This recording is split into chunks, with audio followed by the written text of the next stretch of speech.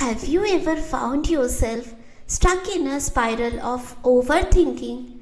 A simple question or event turns into hours of analyzing, stressing, or regretting. What if I told you that the cause of most of your suffering is your own mind? And that there is a way to break free from it. Let's dive into why our thoughts shape our reality and how you can transform your life by simply changing how you think without doing anything drastic. Let's begin with a timeless question. What is heaven and what is hell?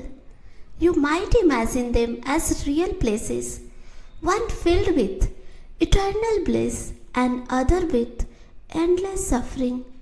But in some traditions, like Buddhism, heaven and hell are not just places, they are just state of minds. Yes, you heard that right. Heaven and hell exist in the way we think about our experiences. Stick with me, I will explain. Chapter 1. We create our reality by thinking. Here is an interesting thought. We create our reality through our thoughts. Imagine a barrier, a battle-scared samurai who storms into a Zen master garden. He asks, "What is heaven and what is hell?" The Zen master, instead of answering him directly, insults him, calling him a rude slob. The warrior, furious, raises his swords in anger, ready to strike. The master calmly says, "That is hell." The samurai freezes. He realizes the truth. The anger and the resentment he felt were his own creation. When he drops the sword and bow in gratitude, the Zen master says, "That is heaven." The lesson here, our emotional states, good or bad, are shaped by our thoughts, and these thoughts, more than anything else, determine how we experience the world around us. Chapter 2. Thinking helps us survive, not thrive. Our mind evolved for survival. Back in that time, overthinking meant detecting danger, whether that was a predator lurking nearby or an unsafe food source. Our brain excels at scanning the world for potential threats. But in today's world, where we don't face life or death situation daily, this same hyper alertness can cause unnecessary anxiety. We ruminate over conversation, fret about future event, and constantly second guess ourselves. Does this sound familiar to you? Maybe you have worried endlessly about something small, like a mistake at work, or even replayed a past event in your head, relieving the discomfort. We are not thinking to thrive, we are thinking to survive. But here is the kicker. Survival thinking is not meant to help us live our best lives today. Chapter 3. Thoughts create, thinking destroys. Let's break this down. Thoughts are spontaneous.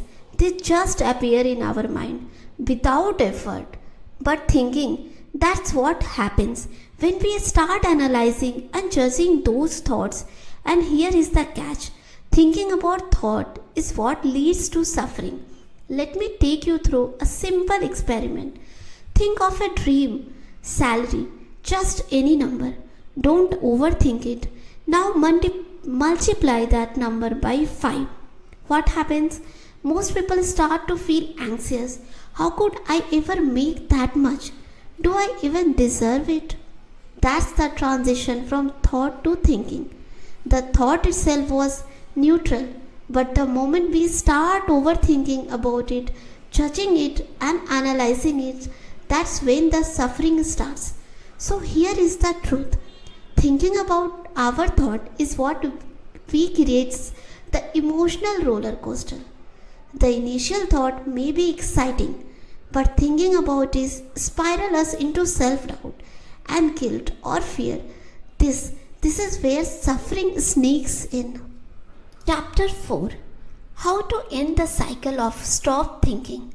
Now, here is the big question. If thinking causes suffering, should not we just stop thinking altogether? That might sound impossible, but stay with me. We can't really stop our thought from coming up. After all, they are a neutral part of being human being. But we can stop thinking about those thoughts. Here is the secret. Don't engage. Just let your thought pass through your mind like clouds drifting by. Don't judge them. Don't analyze them. Just observe. Think of it like this. Imagine a bowl of murky water. The common solution would be to stir it, boil it, or filter it. But if you just leave the water alone, the sediment settles on its own and the water clears up. The same goes for our mind. If we stop doing something with our thought, the clarity emerges naturally. Chapter 5. Achieving Mental Clarity. This state of mental clarity is called mushin in Japanese, a state of no mind. In mushin, you are not clouded by distraction or judgment. You are simply present. In the Western culture, we call this a flow state, where you are completely absorbed in the task at hand, whether that's sports or work or any form of creativity. When you are in a flow, you are not overthinking, you are just doing. This is where your full potential is unlocked. When you stop thinking, you become more creative, more focused, and more in tune with the present moment. You stop hesitating, doubting, and second guessing, and instead you act with clarity and confidence. Chapter 6. The Key to Freedom. By letting go of the need to analyze every moment, we free ourselves from unnecessary suffering. The more we learn to stop engaging with our thought, the easier it becomes to find peace. Here is the bottom line. It's not the world around you that creates suffering. It's your thought about the world that do. When you realize this, you are one step closer to creating your own heaven, right here, right now. Let's go of the mental clutter. Allow your thought to pass without interference, and in doing so, you will discover a new world of clarity, peace, and potential.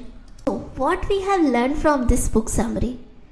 Next time you find yourself overwhelmed, anxious, or stuck in your head, remember, don't believe everything what you think. You are not your thoughts, and by stepping back from them, you unlock a life that's more peaceful, more productive, and more fulfilling. The key to living without suffering is not in eliminating thought. It's not doing anything with them. Give it a try. Just let them be and watch your mind clear. You are the only one thought away from making your own heaven out of hell.